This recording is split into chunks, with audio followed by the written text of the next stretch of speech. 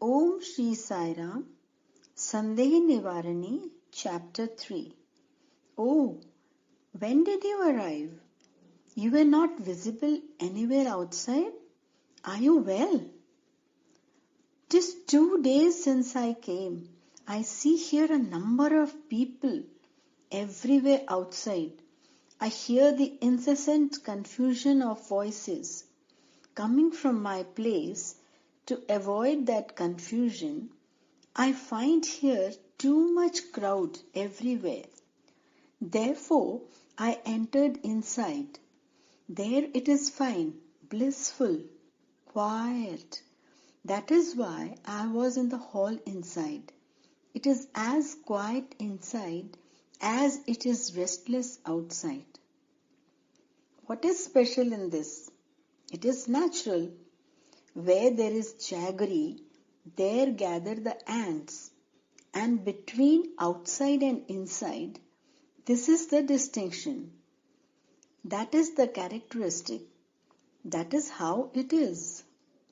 Swami, I do not understand what you say.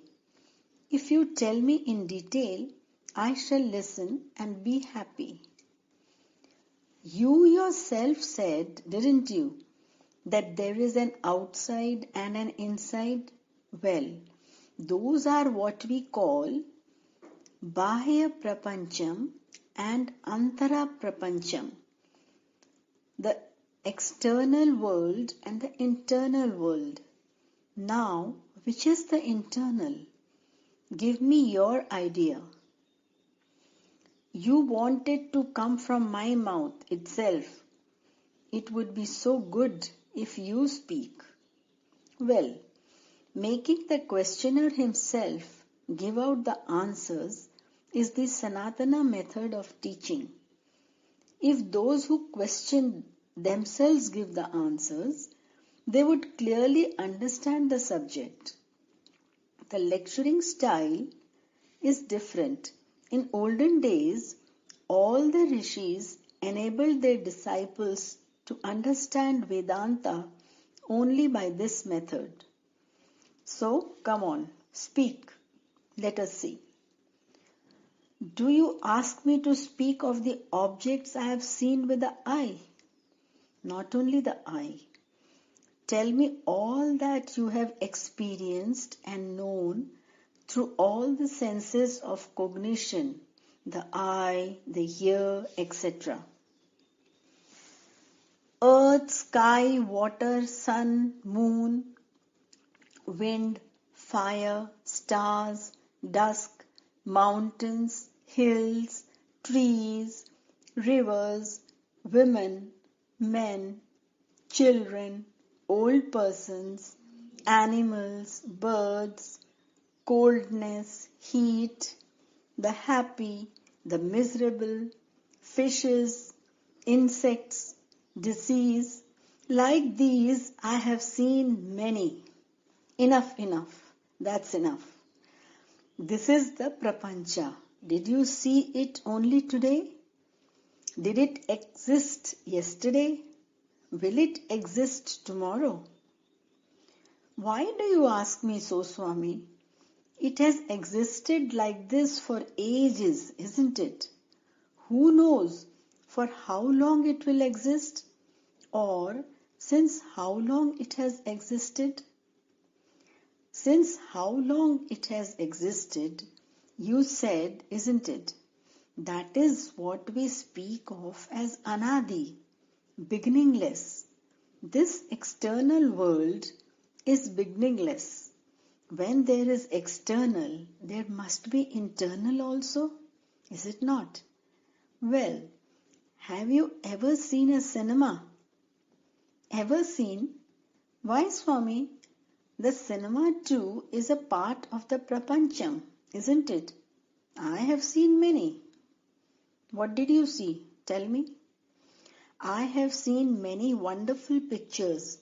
I have heard numerous experiences of joy and sorrow. I have seen you say, the screen is one, the picture is another. Did you see both? Yes. Did you see the screen and the picture both at the same time? How is that possible, Swami? When the pictures are seen, the screen is not visible. When the screen is visible, the pictures are not seen. Right. The screen, the pictures, do they exist always?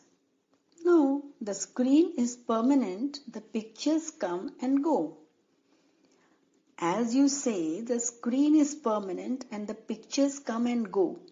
For this, permanent and impermanent, we use the words sthiram and asthiram, nityam and anityam, sharam and aksharam. I shall ask on another subject. Does the picture fall on the screen or the screen fall on the picture? Which is the basis for what? The pictures fall on the screen. So, for the picture, the screen is the basis. So too, the external world, which is like the picture, has no permanence. It changes. The internal world is fixed. It does not change. The external has the internal as its basis, its substratum. But Swami, I heard you say sharam, aksharam, nityam, anityam. Yes, my boy, you were speaking now of pictures. Do they have names and forms? Haven't they? It is only because they have names and forms that the story is understood. Then only do we recollect Ramayana and Bharatam. There is no formless name and nameless form. Good. That is well said. Where there is form, there must be name. Where there is name, there must be form. Both these are connected with each other.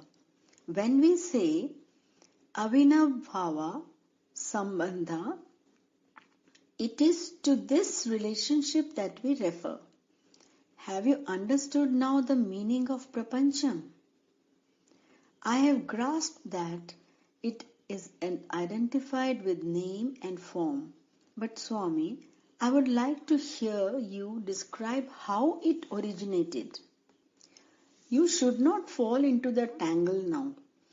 If we engage ourselves in describing that, it would be like getting into a mango garden and without eating the fruit we have plucked, calculating the number of trees in the garden, the number of twigs on each branch, the number of fruits on each twig, and what the total price of all the mangoes would be if the price of one mango is so much.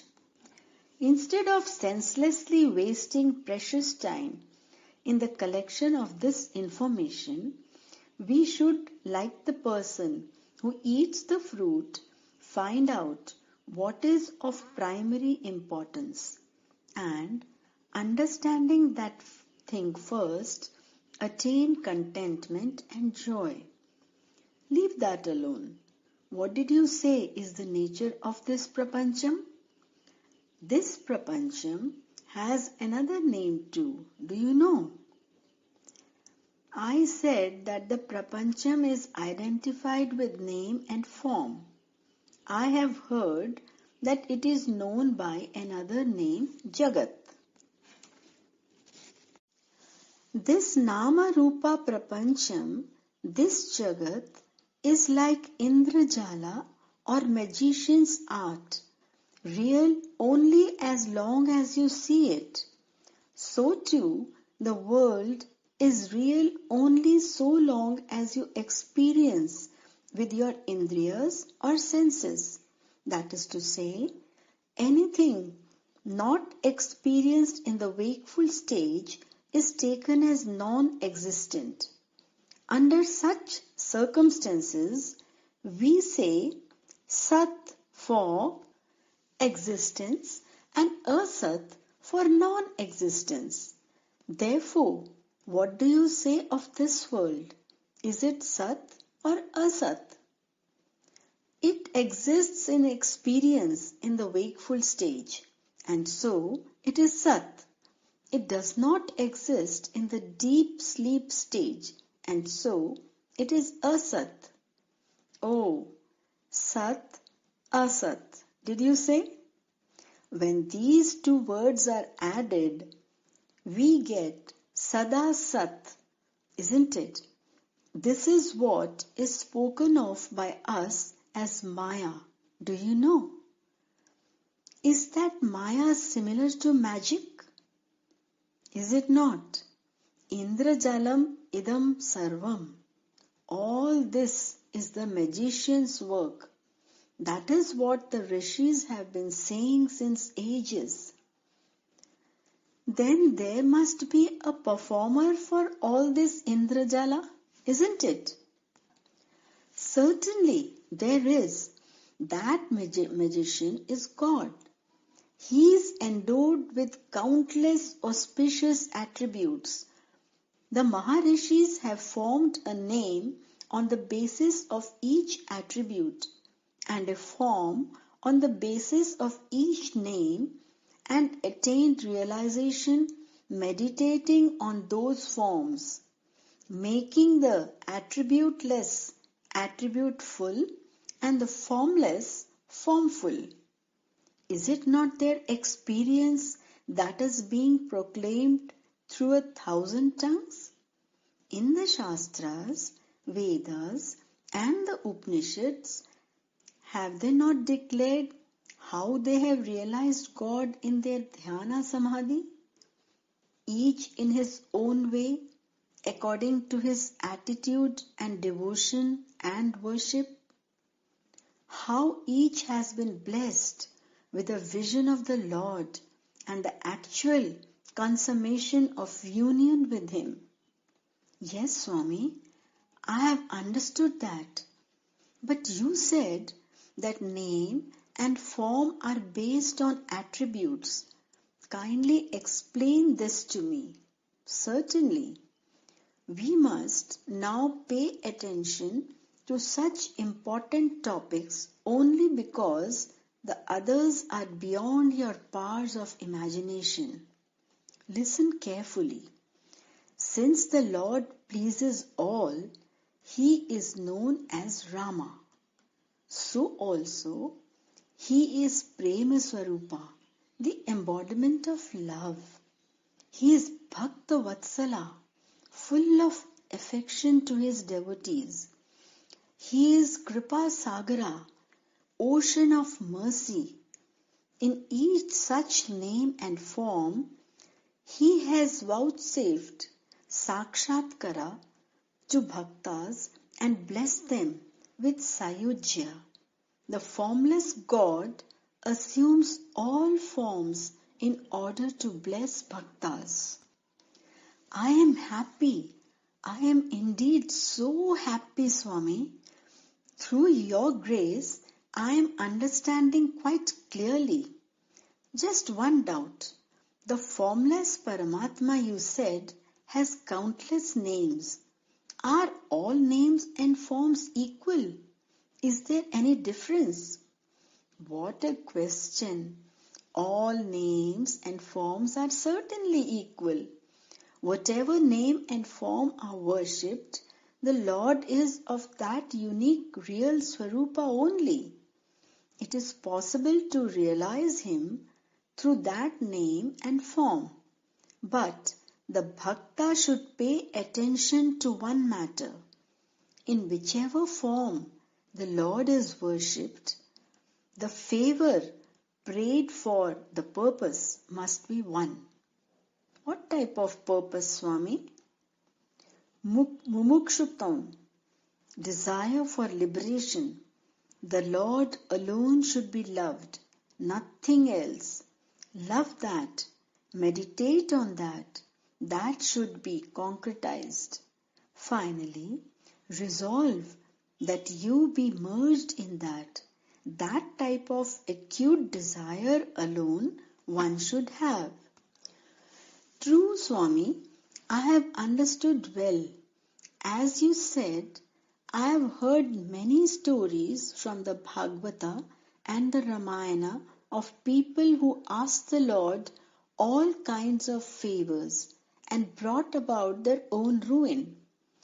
Hiranyaksha, Ravana, and Bhasmasura, and others are remembered for their ways from that day to this. You have said it clearly. It is something which bhaktas should carefully consider. Well, there is no use simply nodding the head for everything, relishing them as true, true. If it is firmly fixed in your heart that this is true and this is good, thereafter it is necessary to put it into practice. If you say that it is true so long as I speak and forget when you go away, this listening itself is useless. If you say that it is true so long as I speak and forget when you go away, this listening itself is useless. The food that is eaten is to remove hunger, not for being kept on the tongue away from the stomach. Then hunger will start again. So also, hearing and not acting accordingly is useless. So far, you have told some important things, Swami. First, the external world. Second, the internal world. Third, Bhagwan, the Lord. Are these then separate entities like cause and effect? Or are they connected one with the other? Think about it yourself. For this, I have already sent the reply in Prema Vahini. It must have reached you today itself. Look into that. Look closely at what is said there of the relationship between he that serves, he that is served, and the wherewithal of service. Swami, you said also Sharam, Aksharam, Nityam, Anityam. Are there any other names too? These two are known as Purusha also. They are said to be Chetana and Achetana. They are referred to as Jiva and Jada also. The Shara, Akshara, Purushas are named in another context as Para and Apara Prakritis. If you contemplate with a clear intelligence, you will find that only names change. The thing does not change. Then, Swami, just as Shara Akshara have as synonym Purushas, has Bhagwanta the Lord any such synonym? Why? Bhagwan is well known by the very appropriate name Purushottama, since he is the highest of the Purushas. Oh, how sweet! What a sweet name! Did the Purushas originate from the Purushottama? Here comes the big problem. Once before also you asked, did it originate? We must use correct words, otherwise we get wrong meanings. We should not say originating from Purushottama. In him they shine. I told you before that these Purushas are indicated by the words Para Apara Prakriti, Jiva Jada. This word, Prakriti, gives the sense of Swabhava and Shakti, isn't it? It does. I understand Purushottama is one, his Prakriti is the second. No, you are mistaken. Think again. Is there any difference between a thing and its nature? Is it possible to separate and see the nature apart from the thing? Still, You said two. It is a mistake, Swami. It is wrong. No one can separate them. The two are one. In current speech, we say sugar is sweet. The sun gives light. It is hot, etc. Sweetness is in sugar. Light is in the sun. They are not separate. They are one. Sweetness cannot be known unless sugar is placed on the tongue. Without seeing the sun, light and heat cannot be known. Thus, Bhagwan has two characteristics. When we speak of them as two, they are referred to as Purusha and Prakriti, but they are really one. Prakriti in the Bhagwan, this is what is known by the name Mahamaya, is unmanifested and inseparable like sweetness in sugar. Avinabhava Vasam Bandham means just this relationship. Avinabhava Sambandham means just this relationship. By mere willing, this Maya envelops Bhagwan and manifests in the form of cosmos or Brahmand. This is what is called Samashti Vishwarupa or absolute full world form. It is this absolute that expresses itself as Jagat through the power of avidya according to the divine will. What is this, Swami? It was all so clear so far, but this word avidya, newly used, has upset my train of thought. I didn't understand anything. Please explain. Don't be in a hurry. Have you heard the word Vidya? Do you know its meaning? Certainly, Vidya means study. Vidya means knowledge, jnana. When A is added, it becomes ajnana, ignorance. Though one, ignorance takes multifarious forms. Yes, Swami. How did this avidya come about? Where did it come from? You know, don't you, of light and darkness. Do they both exist at the same time? There can be no darkness when there is light, nor light when there is darkness. When there is light, where does darkness exist? When there is darkness, where does light exist? Think well. This subject is very difficult, Swami. Still, I shall reply as well as I can. Pardon me if I am wrong. Darkness must be in light. Light must be in darkness. How else can it be? I will ask another small question. Answer me. This light and this darkness, are they independent or are they dependent on anything else? They are dependent on the sun. When the sun rises, it is light. When the sun sets, it is darkness. Well, my boy, Vidya and Avidya are dependent on Bhagwan. Vidya has another name, Chit. I shall describe to you all that if you come next month. This is enough for today. Go and come. If all is eaten at the same time, it won't be digested. It would lead to bad health. What we have heard, what we have eaten, requires time to get digested and assimilated. That is why I have given a month's interval. If within that time all this is fully digested and practiced, I shall tell you the rest gladly. Otherwise, you can imagine what that day would be like.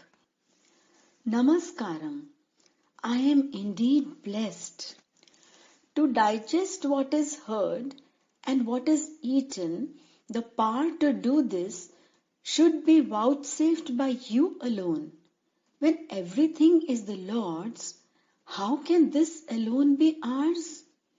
But I shall use the power and knowledge you have endowed me with as much as possible without any waste. Beyond that, it is all my destiny and your grace. I shall take leave with your permission. Placing your burden on destiny and keeping quiet means diminution of effort. With effort and prayer, destiny can be attained. Without effort and prayer, destiny and grace are not gained. Start the effort. Well, my boy, go and come gladly again. Om Shanti, Shanti, Shanti.